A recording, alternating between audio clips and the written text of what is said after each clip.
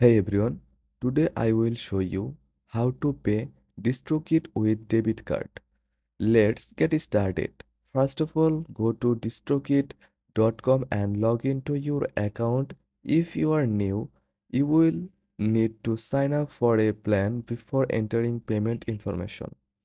Once you are logged in, go to the upgrade and choose plan section.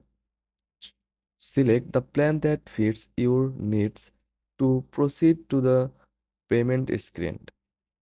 Once the payment page, choose credit or debit card or MasterCard as your payment method. Enter your debit card number, expiration date, CVV, and billing address. Then double check the information.